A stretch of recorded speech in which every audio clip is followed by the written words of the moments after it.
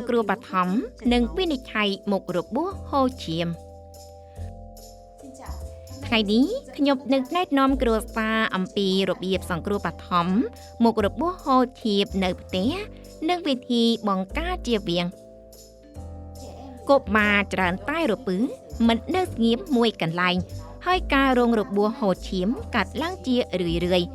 ថ្ងៃនេះយើងនឹងបានណែនាំការវិនិច្ឆ័យមុខរបួសនៅផ្ទះមុនពេលដែនគ្រួសារនាំកុមារទៅកាត់មូលដ្ឋានសុខាភិបាលមុខរបួសកកេតវត្ថុមុតស្រួចកាត់ចូលមុខរបួសហូរឈាមច្រើនមុខរបួសចាក់ធ្លុះហូរឈាមច្រមុះដំបូងមុខរបួសកកេតវត្ថុមុតស្រួចកាត់ចូល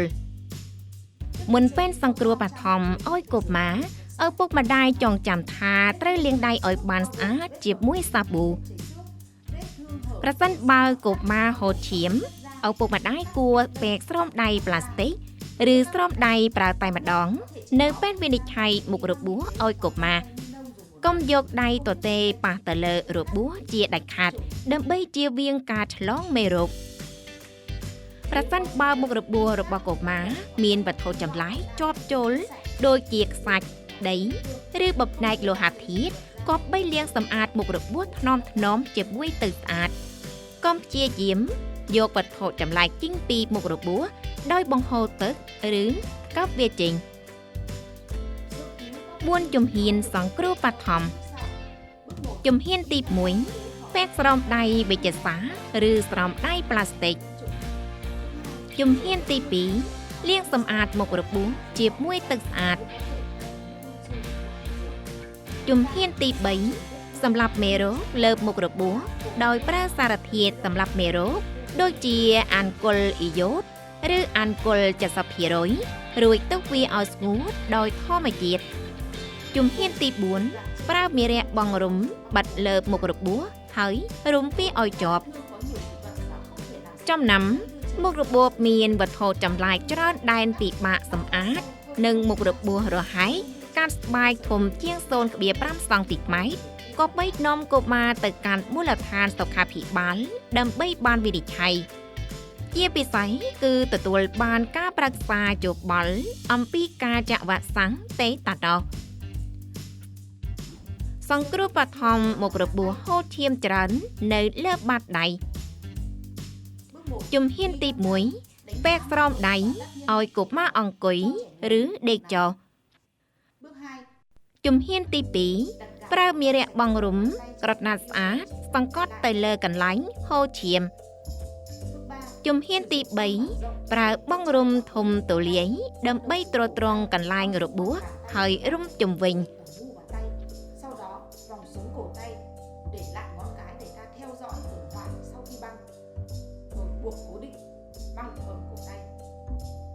ជំហានទី4លើកកន្លែងរងរបួសឡើងខ្ពស់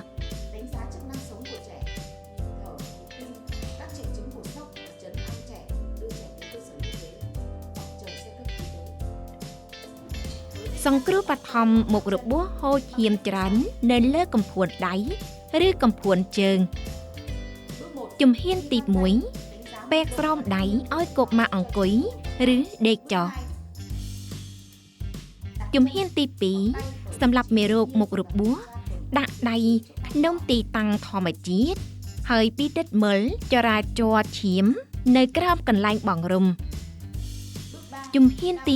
3បង្រុំពីក្រោមឡើងលើក្នុងរាងជារង្វង់ដោយរង្វង់នីមួយៗមានគម្លាតពីក្រោប 1.5 សង់ទីម៉ែត្រជំហានទី4ពិនិត្យមើលចង្វាក់ដង្ហើមចង្វាក់បេះដូងឲ្យកុមារស្ងប់អារម្មណ៍និងនាំកុមារទៅកាន់មូលដ្ឋានសុខាភិបាលឬរងចាំឡានសង្គ្រោះបន្ទាន់សង្គ្រោះបឋមមុខរបួសហូរឈាមច្រើននិងមុខរបួសចាក់ធ្លុះសម្រាប់របួសចាក់ធ្លុះដែលមានវត្ថុចម្លែកដូចជាដែកគោលបបណែកកញ្ចក់ឬបបណែកឫស្សីចាក់ចូលក្នុងដៃឬជើងរបស់កុមារជើងមិនគួរដកវាចេញដើម្បីជៀសវាងការហូរឈាមច្រើនថែមទៀត ជំហានសង្គ្រោះមុខរបួសចាក់ភ្លុះ 1. វាយតម្លៃកម្រិតធៀមហូងអាចឲ្យកុមារអង្គុយឬដេក 2. បង្ហាញកន្លែងរងរបួសប្រសិនបើវត្ថុចម្លែកខ្លីបិទវត្ថុចម្លែកដោយក្រណាត់ស្អាតចុចជុំវិញដើម្បីបញ្ឈប់ការហូរឈាមហើយធ្វើឲ្យវត្ថុចម្លែកនៅស្ងៀមមួយកន្លែង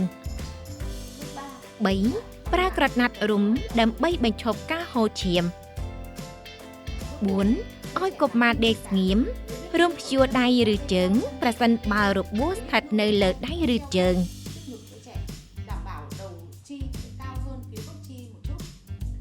5. ពិនិត្យចង្វាក់បេះដូងចង្វាក់ដង្ហើមឲ្យកុមារស្ងប់អារម្មណ៍និងនាំកុមារទៅកាន់មូលដ្ឋានសុខាភិបាលជាបន្ទាន់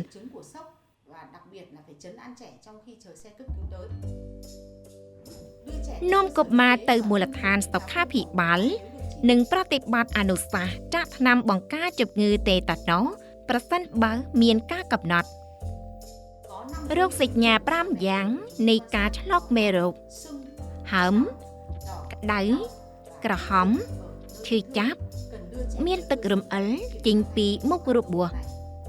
ចូលនាំកុមារទៅមូលដ្ឋានសុខាភិបាលដើម្បីពិនិត្យជាបន្ទាន់ការណែនាំវិនិច្ឆ័យហូរឈាមច្រមុះឬនៅហៅថាអេភីតាក់ស៊ីតែងជួបប្រទេសចំពោះកុមារដោយសារតែដួលប៉ះទង្គិចច្រមុះស្ងួតប្រើដៃខ្វែងរន្ធច្រមុះឬដោយសារតែស្ថានភាពសុខភាពឬកុមារលេងហួសប្រមាណកក់ចេញឈាមច្រមុះដែរជំហានទី 1 វាយតម្លៃបរិមាត្រទាំងពណ៌នៃឈាមប្រសិនបើពណ៌លឿងស្លេកគឺអាចមានរបួសខួរក្បាលអមជាមួយពេលនោះឪពុកម្ដាយមិនគួរព្យាយាមខាត់ឈាមដោយខ្លួនឯងទេគួរតែនាំកុមារទៅជួបគ្រូពេទ្យដើម្បីព្យាបាលឲ្យបានត្រឹមត្រូវប្រសិនបើឈាមមានពណ៌ក្រហមភ្លឺសូមបន្ទាល់ទៅជំហានទី 2 ជំហានទី 2 ឲ្យកុមារអង្គុយចុះហើយឱនទៅមុខជំហានទី 3 ឲ្យកុមារសង្កត់លើរន្ធច្រមុះទាំងសងខាងដោយខ្លួនឯងក្នុងរយៈពេល10ដល់15នាទីឬយូរជាងនេះរហូតដល់ពេលឈាមឈប់ហូរលើកទឹកចិត្តកុមារឲ្យដកដង្ហើមតាមមាត់ឲ្យកុមារស្ងប់អារម្មណ៍ដើម្បីកុំឲ្យកុមារយំព្រោះវានឹងបណ្ដាលឲ្យហូរឈាមច្រើនថែមទៀតជំហានទី 4 ពិនិត្យមើលបន្ទាប់ពី15នាទីដកដៃចេញប្រសិនបើច្រមុះឈប់ហូរឈាមគឺការសង្គ្រោះបឋមបានជោគជ័យ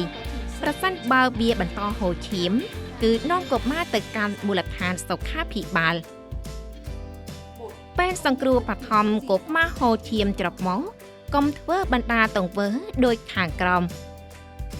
1. កុំប្រើអ្វីមកញាត់ក្នុងរន្ធច្រមុះរបស់កុមារដើម្បីបញ្ឈប់ការហូរឈាម